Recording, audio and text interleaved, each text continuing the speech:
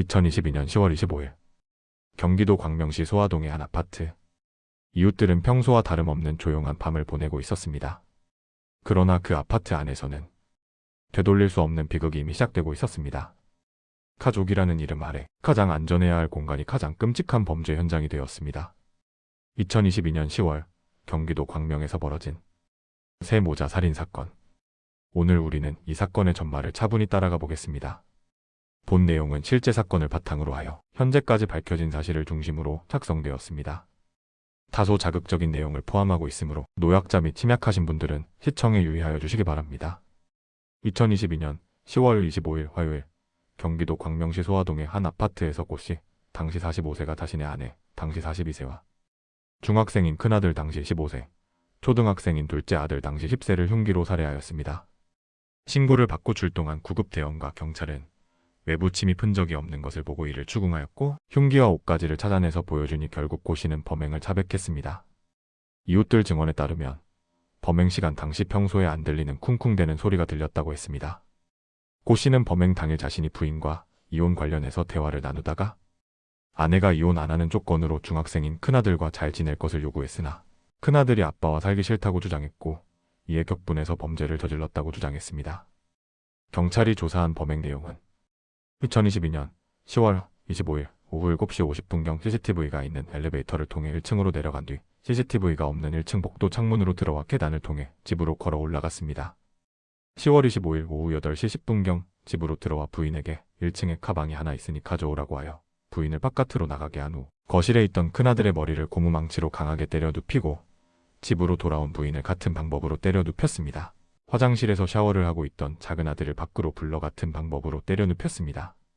이어서 바닥에 쓰러진 피해자들의 머리를 고무망치로 수십 회씩 때리고 주방에 있던 식칼로 부인의 목 부위를 약 20회, 큰아들, 작은아들의 목 부위를 약 10회씩 찔러 살해하였습니다.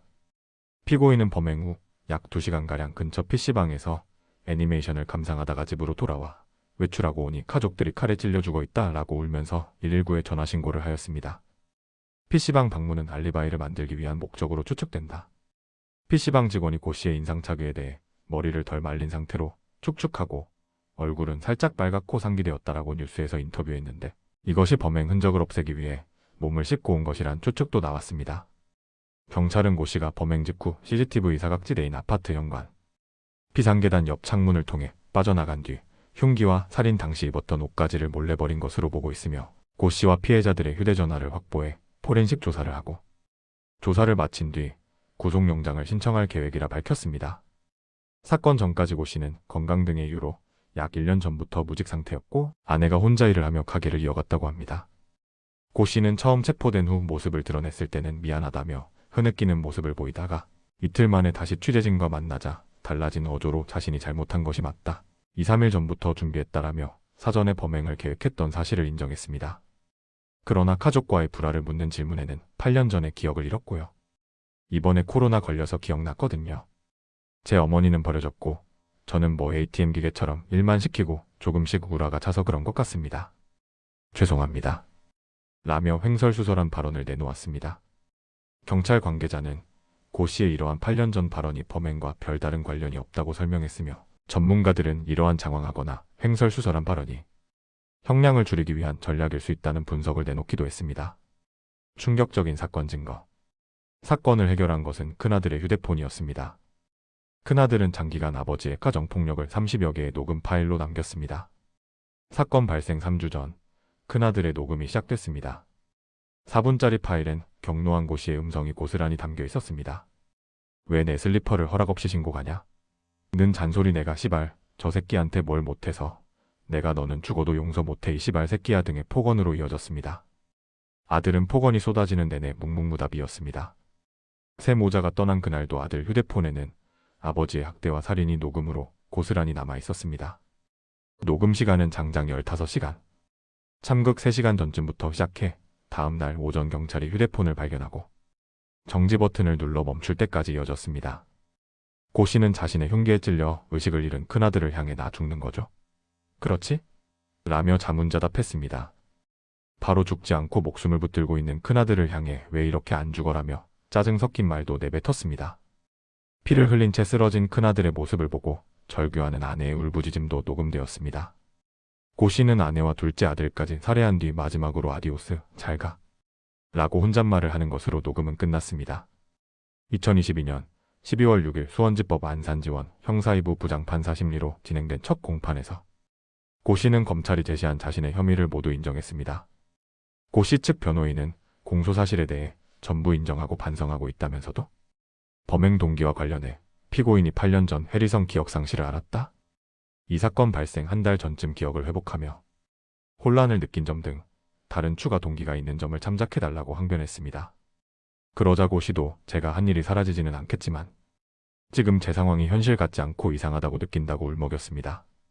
이와 관련해 검찰은 고 씨의 진술만 봐도 그가 심신미약 상태였다고 보기 어렵다고 강조했습니다. 앞서 고 씨는 검찰 조사에서도 기억상실과 다중인격장애 등을 겪고 있다고 주장했는데 대검찰청 통합심리분석 결과 검찰은 고 씨의 주장이 거짓인 것으로 판단했습니다. 피해자 유족 측 변호사도 고 씨는 거짓 변명으로 일관하고 있다며 유족들은 고 씨가 하는 말을 직접 듣고 싶었으나 고 씨의 얼굴을 보는 게 두려워 참석하지 못했습니다. 다음 길 증인으로 출석하고 싶고 상태가 어렵다면 진술서나 서면으로 대신 의견을 제출하겠다고 말했습니다. 2023년 3월 31일 1심 검찰은 고 씨에게 사형을 구형했습니다.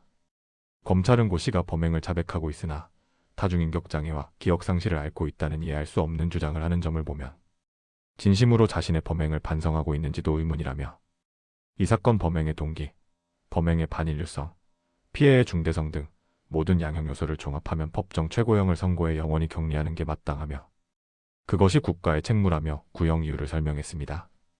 이에 고 씨 측 변호인은 기억상실과 다중인격을 이야기한 것은 심신미약이나 감형 위한 주장이 아닌 본인의 이야기를 하는 과정에서 말한 것이라며 피해자와 유족에게 감히 사과한다는 말을 드리기도 송구하나 반성하고 있고 무거운 죄책감을 느끼고 있다. 본인 잘못에 응당 처벌받을 것을 마음먹고 있는 점 등을 고려해 재판부의 현명한 판단을 부탁한다고 호소했습니다. 고 씨는 최후 진술에서 저에게는 삶이 더 이상 의미가 없는 상황이라며 모든 일은 제 잘못으로 인해 벌어진 일로 죄를 변호할 생각이 없고 모두 진실만을 말했으며 재판 결과가 무엇이 나오든 받아들이겠다고 말했습니다. 광명세 모자 살인사건 40대 무기징역 선고. 2023년 5월 12일 1심 수원지법 안산지원 형사2부 부장판사는 고 씨에게 무기징역을 선고하고 30년간 위치추적 전자장치 부착을 명령했습니다. 재판부는 피고인은 배우자와 친자식을 수십 차례 망치와 칼로 살해하는 등 통상적으로 보기 어려울 정도의 잔혹성을 보였다며 유족들은 이 범행으로 평생 치유할 수 없는 고통을 겪었으며 피고인의 엄벌을 탄원하고 있고 재범 위험성도 인정된다고 판시했습니다. 또한 고 씨가 기억상실과 다중인격 등을 주장하고 있고 정신감정 결과에서는 확인되지 않았지만 그러나 기억상실과 정체성 혼란이라는 피고인 진술은 구체적이고 보통의 사람이라면 상상하기 어려운 범행에 이른 것을 보면 정신감정으로 드러나지 않았다고 하더라도 범행에 영향을 끼쳤을 가능성은 완전히 배제하기 어렵다고 보인다고 했습니다. 1심 판결 이후 고 씨는 항소하지 않았고 검찰은 고 씨에게 사형을 선고해야 한다며 항소했습니다. 2023년 8월 29일 항소심에서 수원고법 제2-1 형사부 부장판사는 검사의 항소를 기각, 무기징역을 선고한 원심을 유지했습니다. 항소심 재판부는 1심과 비교했을 때 양형 조건의 변화가 없고 원심 판결이 그 재량의 합리적인 범위를 벗어나지 않은 것으로 보인다며 항소 기각 사유를 밝혔습니다. 이후 양측 모두 상고하지 않아 형이 그대로 확정되었습니다. 이 사건은 2022년 10월 25일 경기도 광명시에서 45세 남성이 자신의 아내와 중학생, 초등학생 두 아들을 잔혹하게 살해한 사건입니다. 결국 법원은 피고인에게 무기징역을 선고했고 장기간 전자추적장치 부착도 함께 명령했습니다. 이 사건은 가족 범죄의 위험성과 사전에 감지되지 못한 위기 신호에 대해 사회적으로 큰 질문을 남겼습니다. 사건은 판결로 끝났지만 남겨진 상처와 질문은 아직 끝나지 않았습니다. 가정이라는 공간에서 반복되는 비극을 막기 위해 우리는 무엇을 놓치고 있었던 것일까요? 사건은 끝나도 기록은 남습니다. 다음 사건 기록에서도 함께 해주시기 바랍니다.